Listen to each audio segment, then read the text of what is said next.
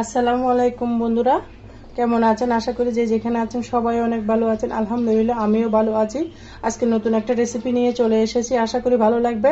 সামনে আমাদের কিন্তু কুরবানের মধ্যে চালের রুটি বানানো আমাদের জন্য অনেক কষ্ট হয়, যারা জানে না তাদের জন্য মাখাবেলা ঝামেলা ছাড়াই আজকে চাউলের গুঁড়া রেসিপি, আটার রুটি রেসিপি দেখাবো। আশা করি ভালো লাগবে। তো একটা লাইক দিয়ে সম্পূর্ণ ভিডিও দেখতে থাকো। আমার চ্যানেলে নতুন বন্ধু হয়ে থাকলে চ্যানেলটিকে সাবস্ক্রাইব করে দেবার অনুরোধ রইল। পাশে থাকা বেল বাটনটি প্রেস করে দাও, যেন আমি ভিডিও দেওয়ার সাথে সাথে নোটিফিকেশনটা সবার আগে তোমাদের মাঝে পৌঁছে যায়। দেখতে পারতেছো, সবাইকে অসংখ্য ধন্যবাদ। এখানে আমি ভিজা চাউলের গুঁড়া নিয়ে নিয়েছি। এগুলো আমার ডিপ ফ্রিজে ছিল। এক বাটি উঁচা উঁচা করে ভিজা চাউলের গুঁড়া নিয়ে নিয়েছি। তারপর এখানে আমি দিয়ে দিব হাফ কাপ আটা। তোমরা চাইলে ময়দাটা ব্যবহার করতে পারো, আমি আটা দিয়ে দিয়েছি। দিয়ে উপকরণ আটা আর চাউলের গুঁড়িটা সুন্দর করে মিশিয়ে নিব। আমরা যারা নতুন রাঁধুনি আছি কিন্তু চাউলের রুটি বানানো অনেক প্যারা মনে করি, তাই কুরবানের মাংসের সাথে যদি এভাবে মাখাবেলা ঝামেলা ছাড়াই যদি চাউলের রুটি বানানো যায় তাহলে মন্দ কি হয়। তাই এই সম্পূর্ণ ভিডিও দেখতে থাকো, স্কিপ করবে না। স্কিপ করলে বুঝতে পারবে না আমি কিভাবে পারফেক্টভাবে এই রুটিটা বানিয়ে নিয়েছি। তাই আমি সুন্দর করে ডিপ ফ্রিজে চাউলের গুঁড়িগুলো ছিল একটু দলা দলা হয়ে গেছে, তাই সমস্ত দলাগুলো সুন্দর করে ভেঙে নিচ্ছি। দেখতে পারতেছ আটা আর চাউলের গুঁড়া সমস্ত একসাথে মিশিয়ে নিচ্ছি। তারপর দিয়ে দেব পরিমাণ মতো লবণ। লবণটা দিয়ে ভালো করে হাত দিয়ে মেখে নিচ্ছে। এই কাজটা সম্পূর্ণ হাত দিয়ে করতে হবে। আর এখানে আমি উষ্ণ গরম পানি নিয়েছি, হাত চুবানো যায় এরকম গরম পানি দিতে হবে।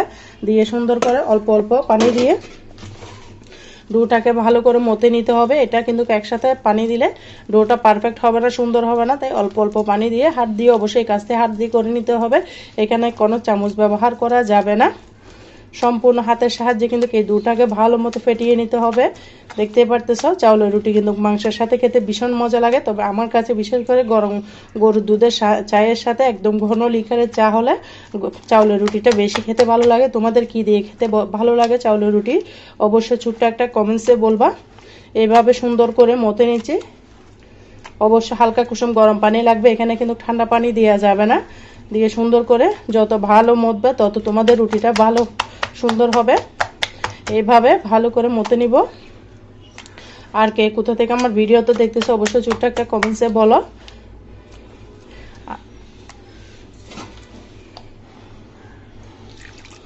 অল্প অল্প পানি দিয়ে গুলাতে হবে।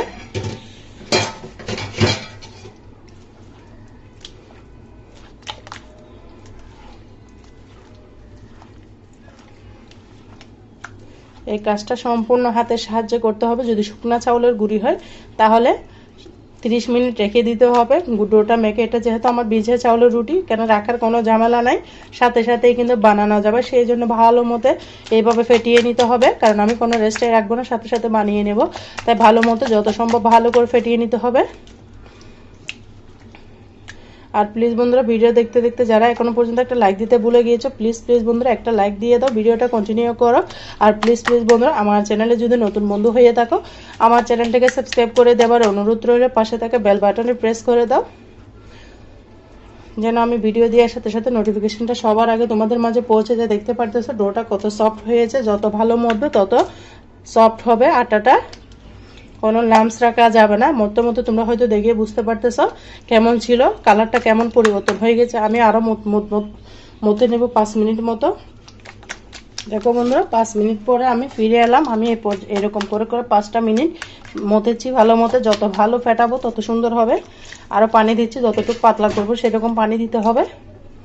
একসাথে সব পানি দিয়ে দিবা না, কারণ ভিজা চাউলের গুঁড়িতে তেমন পানির দরকার হয় না, তাই সাবধানে দিতে হবে। আর তোমরা যদি শুকনো চাউলের গুঁড়ি করো তাহলে পানির পরিমাণটা কিন্তু দেওয়া লাগবে। আমি যেহেতু ভিজা চাউলের গুঁড়ি দিয়ে করতেছি সেই জন্য পানিটা কম করে দিচ্ছি।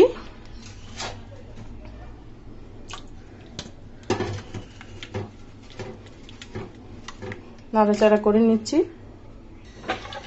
দেখো বন্ধুরা, এখানে আমার আরও পানি লাগবে, আমি দেখিয়ে দেব কতটা ঘন রাখবা।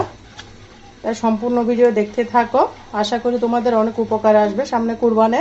আর সকাল বিকেলের নাস্তায় কিন্তু আমাদের রুটি বানানো অনেক প্যারার কাজ। ঘরে যদি চাউলের আটা থাকে তাহলে এইভাবে বানিয়ে নাও, খেতে অসাধারণ লাগবে। গরুর দুধের চায়ের সাথে বা আলু ভাজির সাথে, মাংসের সাথে একদম জমে যাবে। ডিম ভাজির সাথে খুব সহজ ওয়েতে চাউলের রুটি বানিয়ে নিতে পারবা। আর তাই করতে হবে না, আটা সিদ্ধ করতে হবে না, শুধুমাত্র বেলাবেলি ঝামেলা যারা এভাবে রুটিটা বানিয়ে নিয়ে খেতে পারবা সকাল বিকালের নাস্তায়।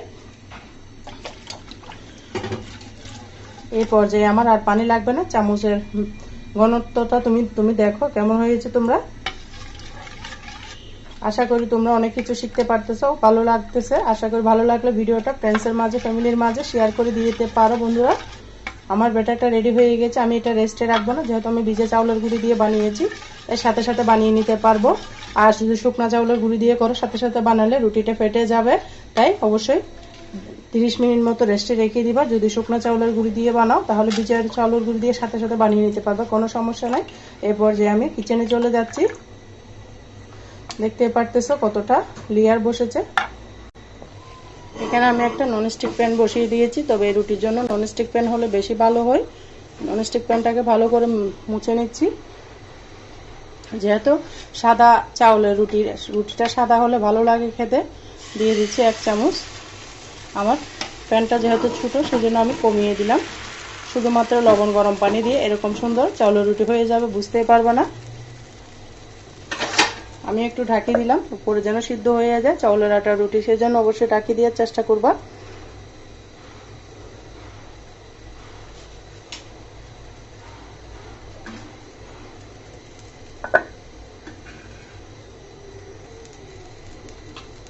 দেখো বন্ধুরা কত সুন্দর করে হয়ে গিয়েছে আমার একটা রুটি, দেখতে পারতেছো কতটা সাদা হয়েছে, দবদবে সাদা। এভাবে আমি সমস্ত রুটি বানিয়ে নিব। ব্যাটারের ঘনত্বটা যদি পারফেক্ট রাখতে পারো তাহলে তোমাদেরও চাউলের রুটি আর বেলতে হবে না, মাখা বেলা ঝামেলা ছাড়া এভাবে চাউলের রুটিটা বানিয়ে নিতে পারবা। এই রুটিটাও আমার হয়ে গিয়েছে, দেখতে পারতেছো এটা কতটা সুন্দর হয়েছে উপরে নিচে। আরেকটা রুটি আমি দেখিয়ে দিচ্ছি। যতবার দিবা ততবার ব্যাটারটাকে ভালো করে নাড়াচাড়া করে দিবা, যেহেতু চাউলের রুটি সেজন্য বসে যাবে আর ঢাকনা দিয়ে রেখে দিতে হবে। দেখো বন্ধুরা এটাও হয়ে গিয়েছে। সমস্ত রুটি আমি এইভাবে বানিয়ে নিব।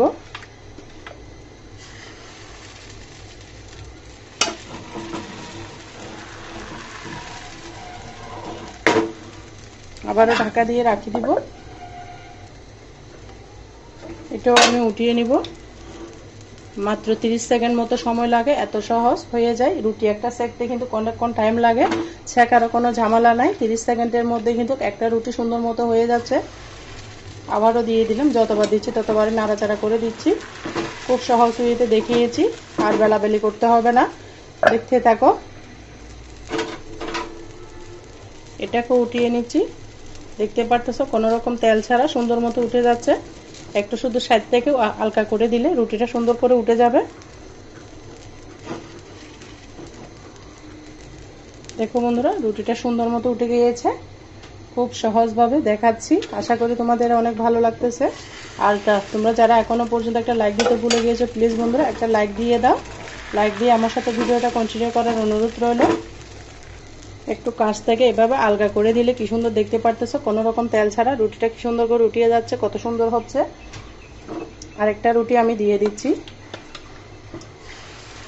এইভাবে সমস্ত রুটি আমার বানানো হয়ে গিয়েছে। খুব সহজ, হাতে মাত্র 10 মিনিট সময় থাকলে 1 কেজি চাউলের গুঁড়ি রুটি বানিয়ে নিতে পারবে। দেখতে পারতেছো বন্ধুরা কোনো রকম তেল কিন্তু আমি ব্যবহার করি নাই। ননস্টিক প্যানে দিবা, তাহলে তোমাদের রুটিগুলো এভাবে উঠে যাবে। আমার রুটিগুলো দেখতে পারতেছো আটাটা শেষ হয়ে গিয়েছে, তোমাদের সাথে সবগুলাই শেয়ার করলাম। এই রুটিটাও আমার হয়ে গিয়েছে। সমস্ত রুটি আমি এক এক করে এভাবে বানিয়ে নিয়েছি।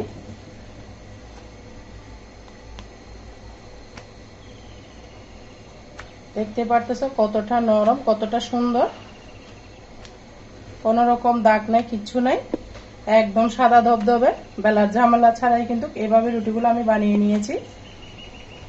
আশা করি রেসিপি ভিডিওটা তোমাদের কাছে অনেক ভালো লেগেছে।